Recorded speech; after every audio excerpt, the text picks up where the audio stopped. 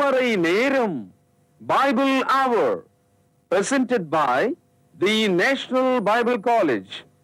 கிறிஸ்துவின் சபையார் உங்களை வாழ்த்துகிறார்கள்.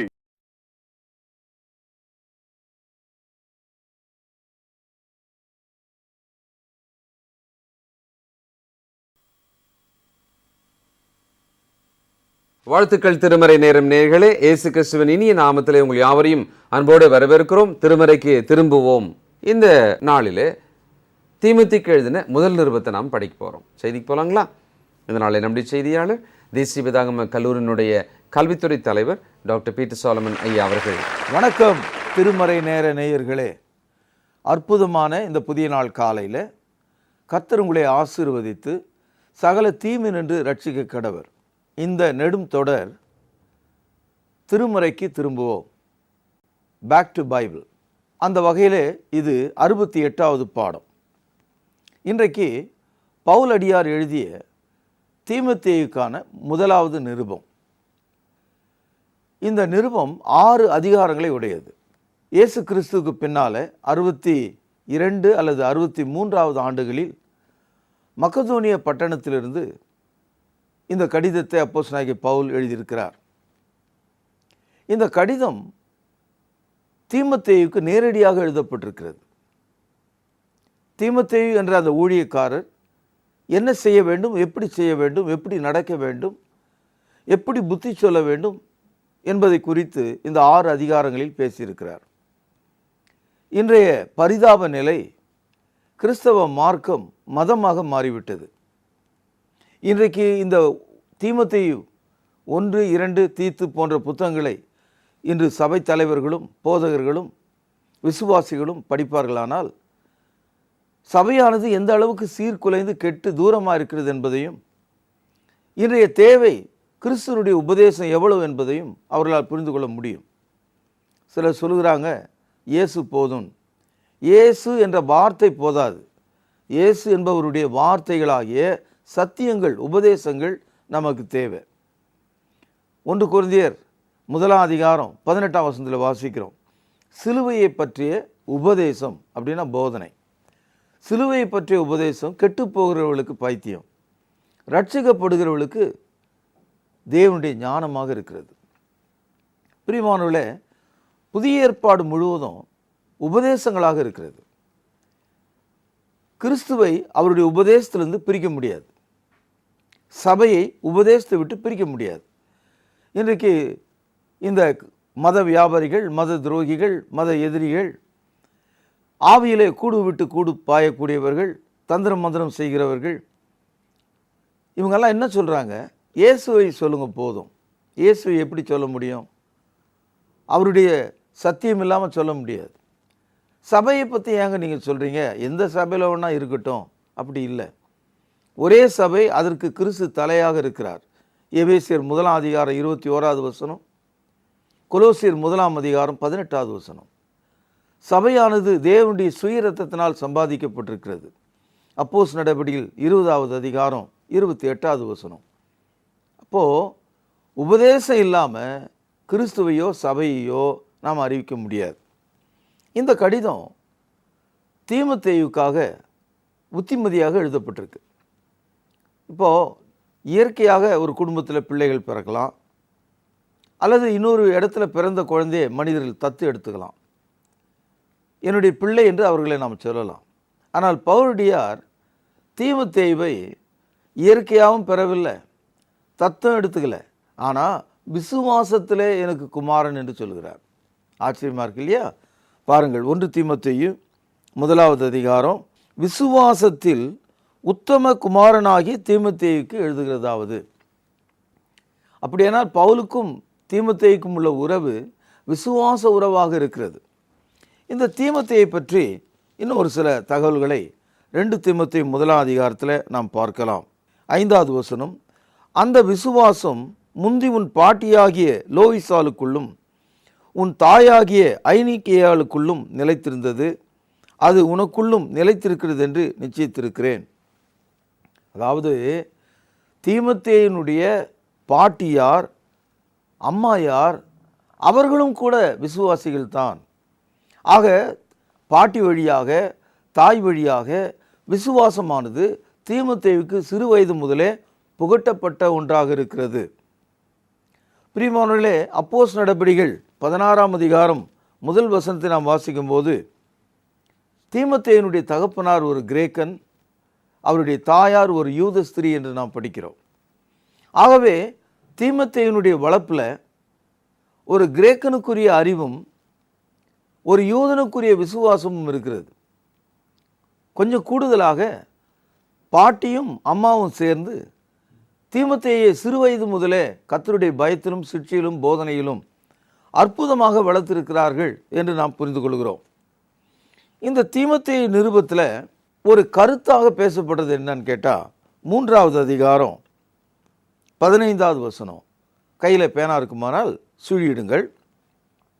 தாமதிப்பேனாகில் தேவனுடைய வீட்டிலே நடக்க வேண்டிய வகையை நீ அறியும்படி இவைகளை உனக்கு எழுதுகிறேன். அந்த வீடு ஜீவனுள்ள தேவனுடைய சபையாய் சத்தியத்துக்கு தூணும் ஆதாரமாக இருக்கிறது. இதுதாங்க இந்த புத்தகத்தினுடைய மைய கரு. என்ன சொல்கிறாரு? நான் உனக்கு இந்த கடிதம் எழுதுவதற்கான நோக்கம் என்ன தெரியுமா? நீ தேவனுடைய சபையில் எப்படி நடந்து கொள்ள வேண்டும். இப்போ சபையே என்னன்னு தெரியாத ஆள் சபைக்குள்ளே இருக்கும்போது அவருக்கு என்ன தான் தெரியும்? இன்றைக்கு முதல் நூற்றாண்டில் எருசலேமில் துவங்கிய அந்த கிறிஸ்டின் சபையை விட்டு விலகி 3 பெரிய பிரிவுகளும் 2000க்கு மேற்பட்ட உடைச்சல்களுமாக கிறிஸ்தவ மார்க்கம் மதமாக மாறிவிட்டது. இப்போது சபையின் நமக்கு ஒன்று தெரிஞ்சுக்கணுன்னா, அந்த மெத்த மேலே கூடுறாங்களா அவங்களா, அந்த ஊருக்கு வெளியே கூடி வராங்களா அவங்களா, அல்லது மணி அடிக்கிறார்களே இவர்களா, அல்லது அங்கி போட்டிருக்காங்களே இவங்களா, இந்த மாதிரி தான் நம்முடைய கவனம் வருது. சபையில் ஒவ்வொரு விசுவாசியும் எப்படி நடக்க வேண்டும்? ஏனென்றால் அந்த சபை ஜீவனுள்ள தேவனுடைய வீடாக இருக்கிறதாம். அந்த வீட்டை தூக்கி வச்சிருக்கிற தூண்களைப் போல சத்தியம் இருக்கிறதாம். ஆக சத்தியம் இல்லாமல், ஒரு ஜீவனுள்ள வீடாகவும் இல்லாமல் இருக்கிற ஒரு இடத்துல நான் சபையில் இருக்கிறேன் நீங்கள் சொல்லி ஒரு லெட்டரேட்டை போட்டு அதுக்கு ஏதாவது ஒரு பேரை வச்சுக்கிட்டு நாங்களும் ஒரு சபை நீங்கள் சொன்னீங்கன்னா அது ரொம்ப ஆச்சரியமும் அது நரகத்துக்குரியதாகவும் இருக்கும். சமீபத்தில் என்கிட்ட ஒருத்தர் வந்தார். நான் கேட்டேன், நீங்கள் எந்த சபையை சேர்ந்தவர்? அவர் சொன்னார் சைபால்னார். நான் ரொம்ப காலத்துக்கு முன்னால் சின்ன பயலாக இருக்கும்போது கேட்ட ஒரு மருந்து, அது சொறி சிரங்கு போடுவாங்க. சைபால் என்று அவர் சொல்லும்போது எனக்கு ரொம்ப ஆச்சரியமாக இருந்தது. ஆனால் அவர் எப்படி சொல்கிறாருன்னா, அந்த சைபால்ன்றதுக்கு ஒரு எழுத்துக்கும் ஒரு அர்த்தம் இருக்கிற மாதிரி, அதாவது சோல் ஆரம்பித்து அந்த எல் வரைக்கும் அவர் போகிறார். சகோதரில் இப்படியெல்லாம் ஒரு வியாபாரத்துக்கும் ஒரு தொழிற்சாலைக்கும் ஒரு தொழிலுக்கும் நம்ம பேர் வச்சுக்கலாம். ஆனால் கிறிஸ்துவனுடைய நாமத்தை சொல்லுகிற நாம், அவருடைய நாமத்தில் ரட்சிக்கப்பட்டிருக்கிற நாம், அவருடைய நாமத்திலே பரிசுத்த ஆவியை பெற்ற நாம், அவருடைய நாமத்திலே சபையும் நம்ம அழைக்க வேண்டும். புதிய ஏற்பாட்டில் படிச்சிங்கன்னா கலாத்திய நாட்டில் உள்ள சபை, எபேசு நாட்டில் உள்ள சபை, கொலோசிய நாட்டில் உள்ள சபை, பிலிப்பு நாட்டில் உள்ள சபை, தெசலோனிக்கே நாட்டில் உள்ள சபை, இப்படி தான் போகும். அதாவது சபையானது அந்த உள்ளூர் பெயரோடு அழைக்கப்பட்டிருக்குது, இவ்வளோதான். ஆனால் எல்லா சபைகளும் கிறிஸ்துக்குள்ளாக இருந்தால் அது கிறிஸ்தின் சபை என்றே அழைக்கப்பட வேண்டும். 1 தீமோத்தேயு 1ஆவது அதிகாரம் 3ஆவது வசனம். வேற்றுமையான உபதேசங்களை போதியாத படிக்கும் விசுவாசத்தினால் விளங்கும் தெய்வீக பக்தி விருத்திக்கு ஏதுவாயிராமல், கவனிங்கள், தர்க்கங்களுக்கு ஏதுவாயிருக்கிற கட்டுக்கதைகளையும் முடிவில்லாத வம்ச வரலாறுகளையும் கவனியாதபடிக்கு நீ சிலருக்கு கட்டளையிட்டு, பவுலடியார் தீமோத்தேயுக்கு எழுதுகிறார், நீ கட்டளையிடு என்று சொல்கிறார், கமாண்ட் என்று சொல்கிறார். அதனால் சபையில் உபதேசம் சொல்லும் போது கெஞ்சுறேன், கேட்டுக்கொள்கிறேன் அப்படியெல்லாம் நம்ம சொல்ல வேண்டியதில்லை. வசனம் இப்படி சொல்லுகிறது, இப்படி கட்டளையிடுகிறது என்று சொல்லணும். என்ன சொல்கிறாரு? வேற்றுமையான உபதேசம் அப்படின்னா என்ன? வேற உபதேசம், புதிய ஏற்பாட்டில் சொல்லாத ஒரு கருத்துக்களை நீங்கள் சொன்னீங்கன்னா அது வேற்றுமையான உபதேசம். ஐயோ, நான் கேட்கிறேன் இந்த திருச்சபை மக்களை பார்த்து, குறிப்பாக தேவனுடைய வார்த்தையை எப்போதும் கையில் வைத்திருக்கிற பெந்தேகோஸ்து சபை மக்களை பார்த்து கேட்கிறேன். அவர்கள் மத்தியில் உலா வருகிற வேற்றுமையான உபதேசங்களை நம்மால் புரிந்து கொள்ளக்கூட முடியாது, அடையாளம் காண முடியாது. அந்த அளவுக்கு அது ரகசியமாகவும் ஆழமாகவும் மனிதர்களை கவிழ்த்து போடக்கூடியதாகவும் இருக்கிறது. எல்லாம் வியாபார நோக்கிலே சென்று விட்டது. இப்போ கத்தோலிக்கர்கள் என்ன சொல்றாங்கன்னு நமக்கு தெளிவாக தெரிஞ்சிடும். புராட்டஸ்டன்ட் சபை என்ன போதிக்கிறது என்பது நமக்கு தெளிவாக தெரிஞ்சிடும். ஆனால் பெந்தேகோஸ்து அமைப்புகள் என்ன சொல்கிறார்கள் என்றது நமக்கு தெரியாது. ஏனென்றால் பரிசுத்த ஆவி குறித்து சொல்லி அவர்கள் சொல்ல வேண்டியது எல்லாத்தையும் அதில் சேர்த்து சொல்லிடுவாங்க. வேற்றுமையான உபதேசங்கள், எத்தனையோ கலகங்களை அவங்க உருவாக்குறதை நம்ம பார்க்கிறோம். அது இல்லாமல் தர்க்கங்கள், சவால் விடுறது, அவங்க சொல்கிறது தான் சரி அப்படின்ற மாதிரி இந்த தர்க்கங்கள். அடுத்தது முடிவில்லாத வம்ச வரலாறு. கேத்தலிக்கில் பார்த்தீங்கன்னா இந்த வம்ச வரலாறு, அதனால தான் டாமினிக்ன்றான், யாரோ ஏதோ பேரை சொல்கிறான். காரணம் என்னென்னா இவங்கெல்லாம் செயின்ஸு, இவங்களுக்கும் நம்ம ஒரு வணக்கம், இவங்களுக்கும் ஒரு தொழுகை செய்யணும். மரியாளில் ஆரம்பித்து அப்படியே அவங்க வராங்க, வம்ச வரலாறுகளை போதிக்கிறாங்க. இதெல்லாம் கூடாது என்று தீமோத்தேயுக்கு சொல்கிறார். சில பேருக்கு இந்த சத்தியத்தெல்லாம் அடிச்சோன்னா பெருமூச்சு வாங்குது, தலைவலிக்குது, இனிமேல் இந்த மாதிரி நிகழ்ச்சியை பார்க்கக்கூடாதுன்ற எண்ணம் தோணுது. இதெல்லாம் உங்களுடைய நோயின் அறிகுறிகள். புரியுதா நான் சொல்கிறது? இந்த மாதிரிலாம் ஏன் வருதுன்னா உங்கள் மனசுக்குள்ளே நோய் இருக்குது. ஏன்னா நீங்கள் அடிமைப்பட்டிருக்கீங்க. நீங்கள் சுகமாயிட்டீங்கன்னா அதுலேருந்து இந்த மாதிரி சொல்கிறது தான் நான் கேட்க விரும்புகிறேன் அப்படின்ற ஒரு முடிவுக்கே நீங்கள் வருவீங்க. நான் சொல்கிறது சரிதானே? பாருங்கள், 1 தீமோத்தேயு 1 அதிகாரம் 6-7 வசனங்கள். இவைகளை சிலர் நோக்காமல் வீண் பேச்சுக்கு இடம் கொடுத்து விலகி போனார்கள். சில பேர் இதை நோக்கி பார்க்க மாட்டாங்களாம். வீணான பேச்சு, ஏதாவது ஒன்று சொல்லிட வேண்டியது. அவர் யோகியமா, அவர் பரிசுத்தாவி நம்புறதில்லை. யார் சொன்னது? பரிசுத்தாவி இல்லாமல் கிறிஸ்தவம் இருக்கவே முடியாது. பரிசுத்தாவி இல்லாமல் ஞானஸ்தானம் இருக்க முடியாது. பரிசுத்தாவி இல்லாமல் ஒரு செகண்ட் கூட ஒரு ஆள் கிறிஸ்தவனாக இருக்க முடியாது. பிரியமானவர்களே, 7ஆம் வசனம் பாருங்கள். தாங்கள் சொல்லுகிறது என்னதென்றும் தாங்கள் சாதிக்கிறது என்னதென்றும் அறியாதிருந்தும் நியாயப்பிரமாண போதகராயிருக்க விரும்புகிறார்கள். இந்த பைபிள் எடுத்துக்க வேண்டியது, இது முழுக்க தேவனுடைய வார்த்தை. ஆனால் முதல் 39 புத்தகங்களும் தேவனுடைய வார்த்தைகளாயிருந்து நிறைவேறியவைகள். அவைகள் பழைய ஏற்பாட்டு கால வார்த்தைகள். அவைகளை நாம் படிக்கலாம், அதிலிருந்து உதாரணங்களை நாம் தெரிந்து கொள்ளலாம், கடந்த காலங்களை நாம் தெரிந்து கொள்ளலாம். ஆனால் நிகழ்காலத்தில் இன்றைக்கு கடந்த 2000 ஆண்டுகளாக கிறிஸ்துவின் காலத்தில் நாம் வாழ்கிறோம். கிறிஸ்துவனுடைய கட்டளையின் கீழ் நாம் வாழ்கிறோம். கிறிஸ்துவனுடைய உபதேசத்தின் கீழே நாம் கிறிஸ்தவர்களாக இருக்கிறோம். ஆகவே புதிய ஏற்பாட்டில் உள்ள 27 புத்தகங்களை நாம் இப்பொழுது கைக்கொள்கிறோம். இந்த புதிய ஏற்பாட்டு போதனைகளை கைக்கொள்கிற அதே மக்கள் பழைய ஏற்பாட்டு போதனையும் கைக்கொள்ள விரும்புகிறார்கள். இதுதான் ரொம்ப மோசமான ஒரு நிலை. இயேசு கிறிஸ்து தெளிவாக சொன்னார், நான் நியாயப்பிரமாணத்தையாவது தீர்க்க தரிசனங்களையாவது அழிப்பதற்காக வரவில்லை, நிறைவேற்றுவதற்காக வந்தேன் என்று சொன்னார். எங்கே நிறைவேற்றினார்? சிலுவையில். அதனால தான் ரோமர் 10வது அதிகாரம் 4வது வசனத்தில் வாசிக்கிறோம், விசுவாசிக்கிற எவனுக்கும் கிறிஸ்து நியாயப்பிரமாணத்தினுடைய முடிவாக இருக்கிறார். சிலுவையில் இயேசு நியாயப்பிரமாணத்தை நிறைவேற்றி நமக்கு ஒரு புதிய கட்டளையை கொடுத்திருக்கிறார். நீங்கள் இந்த பெந்தகோஸ்து அமைப்புகளில் பார்த்தீங்கன்னா பெரும்பாலும் எதுக்கு எடுத்தாலும் அவங்க பயன்படுத்துகிற வசனங்கள்லாம் பழைய ஏற்பாட்டில் தான் வரும். அதனால தான் காணிக்கையை பற்றி பேசும்போது கூட தசம பாகத்தை தான் அவங்க பார்க்குறாங்களே தவிர, புதிய ஏற்பாட்டில் 15 வசனம் இருக்குது எப்படி காணிக்கை கொடுக்கணும், எவ்வளவு கொடுக்கணும். அது உங்களுடைய மன விருப்பத்தின்படியான ஒரு விஷயம், எவ்வளவு வேணாலும் நீங்கள் கொடுக்கலாம். ஆனால் கட்டாயப்படுத்துகிற போதனைகள் பழைய ஏற்பாடு. பழைய ஏற்பாட்டு மூலமாக மனிதன் ரட்சிக்கப்படுறதுக்கு ஒரு வாய்ப்பு இருந்தால் இயேசு ஏன் சிலுவையில் மரிக்கணும்? அதனால தான் கலாத்தியர் 2வது அதிகாரம் 21வது வசனத்தில் பவுலடியார் ஒரு கேள்வி எழுப்புகிறார், நீதியானது நியாயப்பிரமாணத்தினால் வருமானால் கிறிஸ்து மரித்தது வீணாக இருக்குமே.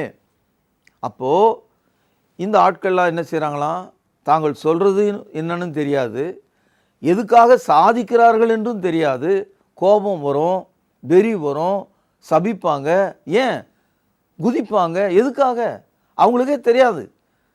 ஆனாலும் நியாயப்பிரமாணத்துக்கு போதகராக அவங்க இருக்க விரும்புகிறாங்க. சகோதரர்களே, இது தவறு என்று முதல் நூற்றாண்டு காலத்தில் இருந்த சபைக்கு, அன்றைக்கு அங்கே ஊழியராக இருந்த தீமோத்தேயுக்கு எழுதுகிறார். இந்த வசனம் இன்னைக்கு எவ்வளவு பொருத்தமா இருக்கிறது என்று பாருங்கள். இயேசு கிறிஸ்து இந்த உலகத்திற்கு எதற்காக வந்தார்? இன்னைக்கு நோட்டீஸ் எல்லாம் பார்க்குறீங்க, டிவியில் விளம்பரங்களை பார்க்குறீங்க, மாத பத்திரிகைகளில் என்ன மாதிரியான பல வண்ணங்களில் அச்சிட்டு அழைக்கிற அழைப்புகள்லாம் நம்ம பார்க்குறோம். ஒன்றே ஒன்று மிஸ் பண்ணியிருக்காங்க, கவனிச்சிங்களா நீங்கள்?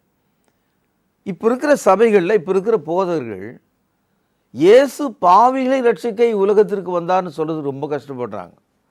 என்கிட்ட வாங்க, அபிஷேகம் பெற்றுக்குங்க, பரிசுத்த ஆவி பெற்றுக்குங்க, வரங்களை பெற்றுக்குங்க, பரிசுத்த ஆவிக்குள்ளே நீங்கள் சுகமடைங்க, இந்த மாதிரியான கருத்துக்கள் தான் சொல்கிறாங்க.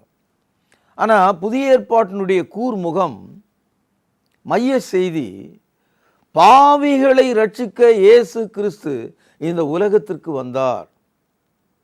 எப்படி ரட்சிக்கிறார் என்ற அந்த கருத்தை தான் புதிய ஏற்பாடு நமக்கு போதிக்குது.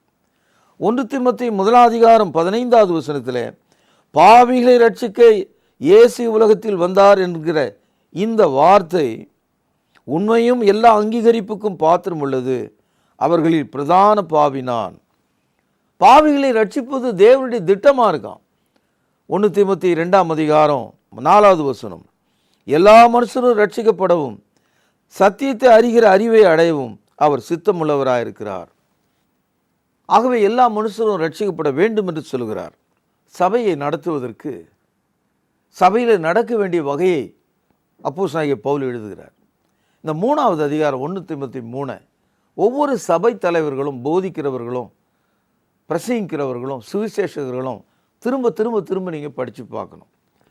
சபையில் ஒன்றுக்கு மேற்பட்ட மூப்பர்களையும் உதவிக்காரர்களையும் நியமிக்கணுன்றார். எங்கே ஒரு சபை வளர்ச்சி அடைகிறதோ அங்கே அவர்களை நடத்துவதற்கு ஒரு தனி ஆள், மீசம் முளைக்காத ஒரு குட்டி பிரசங்கியார் இருந்தால் பிரயோஜனம் இல்லை. 3 மாதத்துக்கு முன்னால் பைபிளை கையில் எடுத்து கக்கத்தில் வச்சுக்கிட்டு கர்த்தர் என்னிடத்துல பேசினார் என்று சொல்கிற ஒரு போதகரால் சபையை நடத்த முடியாது. சபையானது தேவனுடைய வார்த்தையிலே நன்றாக தேறின மக்களாலும் கிறிஸ்துவை போல வாழ்கிற மக்களாலும் நடத்தப்பட வேண்டும். பாருங்க, 1 தீமோத்தேயு 3 முதல் 13 வசனங்களில் அந்த ஊழியம், அந்த மூப்பர்களாக இருக்கிறவர்களும் உதவிக்காரர்களாக இருக்கிறவர்களும் எப்படி இருக்க வேண்டும் என்று சொல்கிறார். சில பேர் சொல்கிறாங்க, நாங்கள் அந்த காலேஜில் படித்தேன், அப்புறம் மேல்நாட்டில் படித்தேன். எல்லாம் சரி, குடும்பத்தில் படிச்சியா? உனக்கு குடும்பம் இருக்கா? மனைவி இருக்கா? பிள்ளைகள் இருக்காங்களா? வயது வந்த பிள்ளைகள் இருக்காங்களா? பேர பிள்ளைகள் இருக்காங்களா? இந்த அனுபவம் இருந்தால் தான் குடும்பத்தையும் நடத்த முடியும், சபையும் நடத்த முடியும். 1 தீமோத்தேயு 3 வசனம், ஒருவன் தன் சொந்த குடும்பத்தை நடத்த அறியாதிருந்தால் தேவனுடைய சபையை எப்படி விசாரிப்பான்? நச்சுன்னு இருக்கு பார்த்தீங்களா? அப்போ குடும்பம் இல்லாத ஆள் சபை நடத்த முடியாது. இந்த பக்கம் கத்தோலிக்கர்களை பார்த்தா திருமணமே ஆகாத குருக்கள், அவங்க எப்படி சபை நடத்த முடியும்? ஆக நீங்கள் எண்ணி பார்க்க வேண்டும். அதுக்காக குடும்பம் இல்லாத ஒரு ஆள் சபை நடத்தக்கூடாது நான் சொல்லலை. நீ நடத்துறதா இருந்தால் அதுக்கு உனக்கு அதிகமான வரங்கள் தேவை. பவுலை போல் இருக்க வேண்டும். நீங்கள் இயேசுவுக்காக நீங்கள் உங்களை அன்னகராக மாற்றிக்கொள்ள வேண்டும். ஆனால் பொதுவாக திருச்சபையை நடத்தக்கூடிய மக்கள் ஒரு குடும்பஸ்தர்களாக இருந்தால்தான் அவர் மேலேயும் கெட்ட பேர் சுமராது, சபையின் பேர்லையும் கெட்ட பேர் சுமராது. அதே போல 6 வசனம் பாருங்கள், அவன் இருமாப்படைந்து பிசாசு அடைந்த ஆக்கினியிலே விடாதபடிக்கு நூதன சீஷனாக இருக்கக்கூடாது. நூதன சீஷன்னா திடீர்னு ஒரு குல்லா வச்சுக்கிறது, திடீர்னு தாடி வளர்த்துக்கிறது, திடீர்னு ஏதாவது ஒன்று அங்கேயே மாட்டிக்கிறது, திடீர்னு இடுப்பில் ஒரு பட்டையை கட்டிக்கிறது, ஒரு நூதன சீஷன் மாதிரி காட்டுறது, திடீர்னு ஒரே நாளில் பிஷப் ஆயிடுறது. இந்த மாதிரி ஆட்கள்லாம் சமுதாயத்தில் தினமும் நம்ம பார்க்குறோம். ஒரே சிரிப்பாக இருக்கும் அவங்கள பார்த்தா. நிறைய பேர் ஜெயிலில் வேறு இருக்காங்க அந்த மாதிரியான ஆட்கள்லாம், உங்களுக்கே தெரியாது. பிரியமானவர்களே, இப்படிப்பட்ட நூதன சீஷர்களை சபை ஏற்றுக்கொள்ளக்கூடாது. போதகராக ஒருவன் இருக்க வேண்டுமானால் அவன் புது உடன்படிக்கையினாலே புதிய ஏற்பாட்டினுடைய சத்தியத்துக்கு முற்றிலுமாக தன்னை ஒப்பு கொடுத்தவனாகவும் அதை நன்றாக தெரிந்து கொண்டவனாகவும் அதன்படி போதிக்கிறவனாகவும் தேவனுடைய சபையிலே நடக்க வேண்டிய வகையை அறிந்தவனாயும் இருக்க வேண்டும்.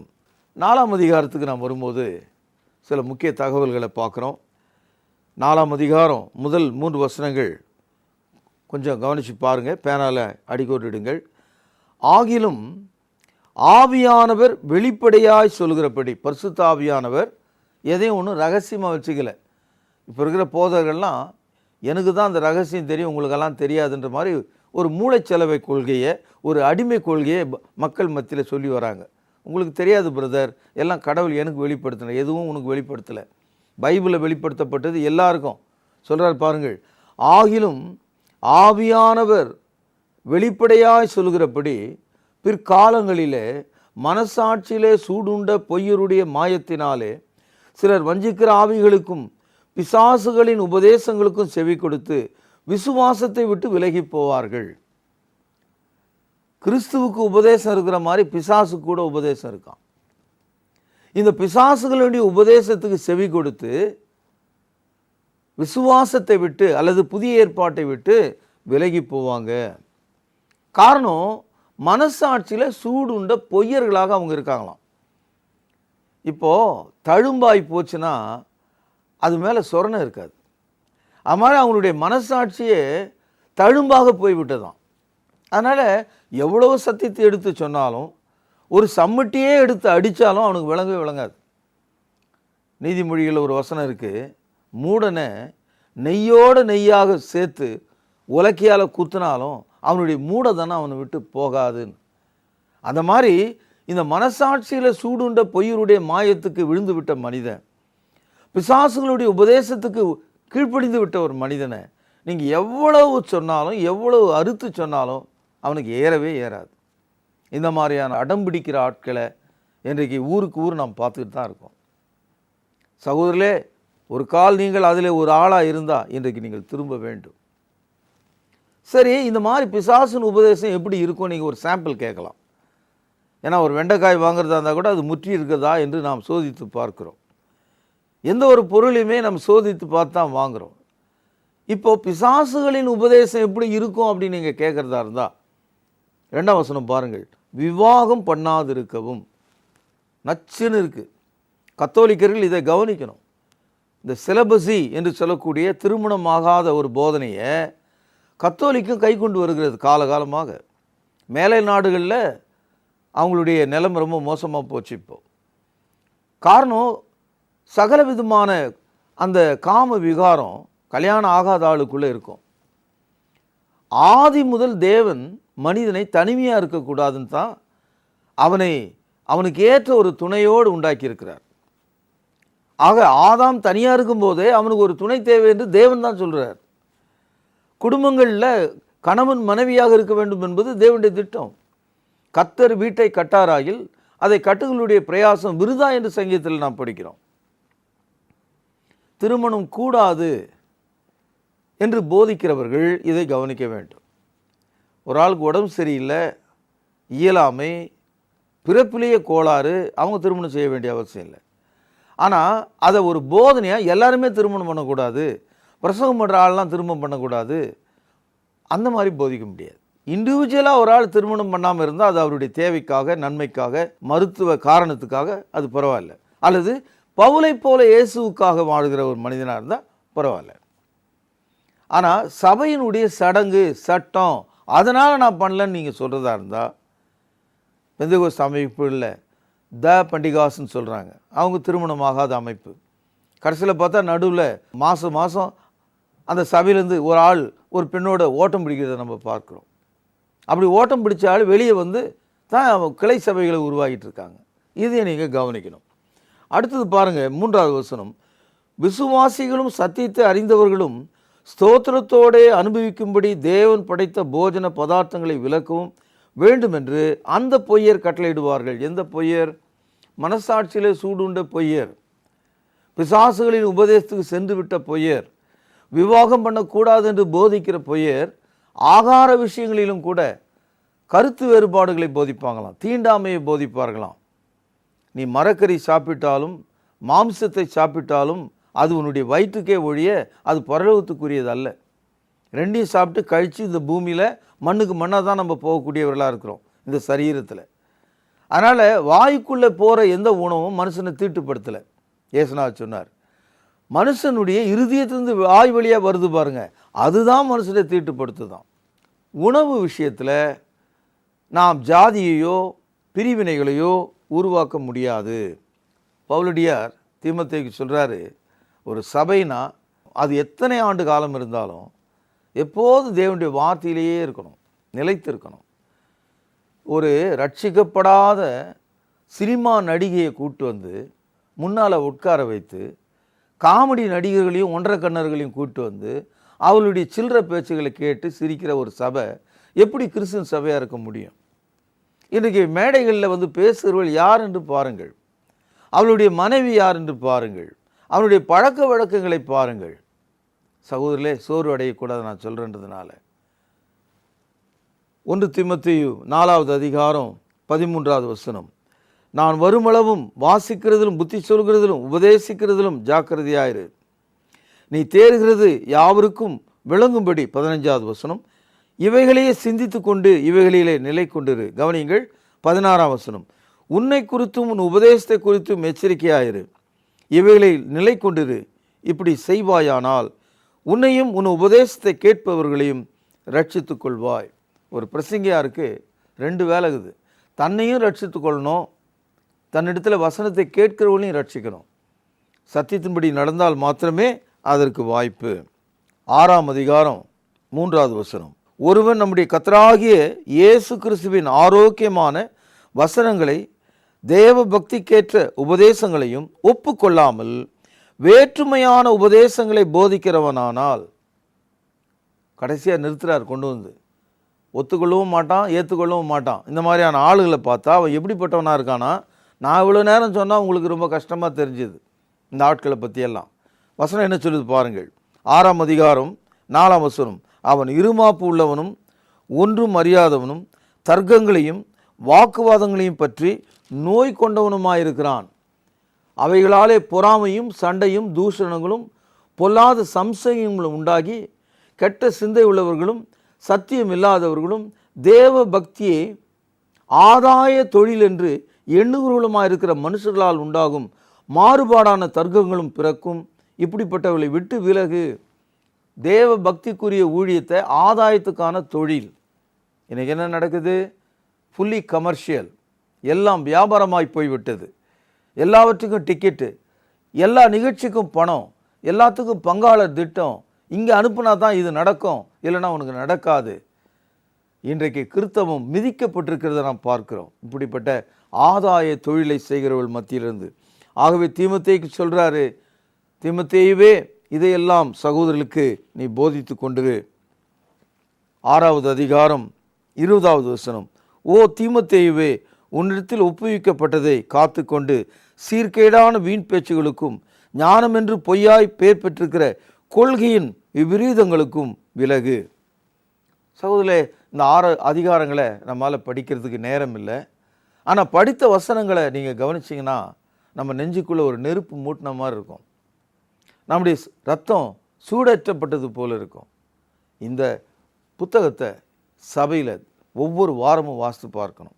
நாம் வாசித்துக்கிட்டே இருந்தோம்னா சபையானது மிக சிறந்த ஒரு மாதிரியாக மாறி உலகம் முழுவதுக்கும் கிறிஸ்துவை அறிவிக்கிறதாக மாறிவிடும். கர்த்தராகிய இயேசு கிறிஸ்துவினுடைய கிருபையானது உங்கள் அனைவரோடும் இருப்பதாக பிரார்த்தனை செய்வோம். மகா பரிசுத்த நிறைந்த அன்பான தகப்பனே, என்று நாங்கள் வாசி கேட்ட இந்த அற்புதமான வார்த்தைகள் எவ்வளவு எச்சரிப்பு நிறைந்ததும் பயங்கரமாக இருக்கிறது என்பதை புரிந்து கொண்டிருக்கிறோம். கேட்கிறவர்களுடைய உள்ளத்தில் உமது வல்லமை நீர் அனுப்பும். இவைகள் எல்லாவற்றையும் ஆண்டவராக இருக்கிற இயேசுவின் நாமத்தில் ஜெபத்தை கேட்டருளும் பரிசுத்த நிறைந்த எங்கள் நல்ல பிதாவே, ஆமேன். ஆண்டவராகிய இயேசு கிறிஸ்துவின் இனிய நாமத்திலே திருமறை நேர நேயர்களுக்கு காலை வாழ்த்துக்கள். இந்த நேரிலே தீமோத்தேயு என்ற இளம் ஊழியக்காரனுக்கு பவுல் எழுதின 1வது நிருபத்தை படித்தீர்கள். இன்று நீங்கள் கேட்ட 1 தீமோத்தேயு நிருபத்திலிருந்து உங்களுக்கான பரிசு 1 தீமோத்தேயு 3ஆம் அதிகாரம் 15ஆம் வசனம் கூறும் கருத்து என்ன?